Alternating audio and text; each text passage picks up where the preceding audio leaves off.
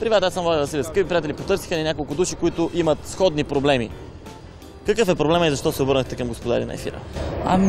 Ние сме дизайнери, които спечелихме националните модни награди 2012 година на Национална камара за мода, чийто председател е госпожа Надя Вълева. Раздава чекове и доста хора си мислят, че това наистина е така легитимно. Но такова нещо няма. Пречи на повечето дизайнери в България, тъй като когато дойде запитване от европейските камари за даден дизайнер, тя казва, той не е член. Аз не съм го чувал този. Чековете на каква стойност са? Има различни. Моя чек е за 20 000 евро. Отделно тя ни помоли да водиме нейни курсове по стилистиката. Към камерата има академия, която ние не сме видяли дали е акредитирана, никакви такива документи не сме получили, нямаме договори, тя не ни върна договор подписан и подпечатан, не ни е издължила сумите, които ни дължи. Участвах също на един такъв конкурс. Беше ми даден също такъв чек, моя е за по-малка стойност, само 3000 евро за национални представяния и 2000 евро на международен обмен на седмица на модата. На мен също ми предложи да водя курс по моден дизайн и модна стилистика. Една част от парите бяха изплатени, друга част не. Ето и какво открихме в един от сайтовете за предлагане на работа. Дълъг и актуален списък с длъжности, които предлага камерата. Колко ли още хора ще заработят без пари? Ние представляваме Асоциацията на модните фотографи в България и въпросната госпожа Надя Вълева твърди, че е нейна.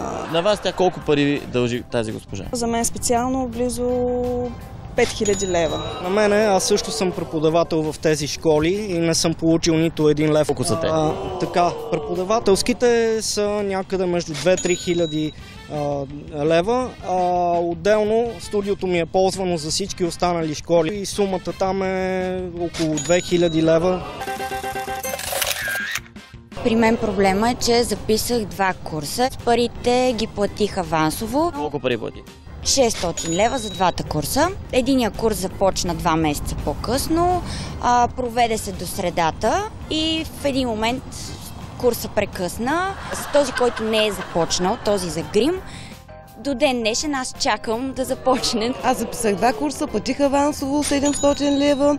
Единия курс го изкарах, като диплома не получих. 2 години чаках да започна втория курс. Да, обади ми се за втория курс, но аз след като не съм получила диплома за първия курс, така и не отидах да карам втория курс. Модел съм. Госпожа Надя Вълева ми дължи хонорари за общо 26 ревюта, на които аз съм била. Колко е хонорара на един модел за едно ревю? Абсолютният минимум е 100 лева. При мен случай същия почти, само че от 3 ревюта. Даже и писах. Тя реши, че след седмица ще ме изтрия от всеки социални мрежи. Имате ли надежда, че ще получите пари?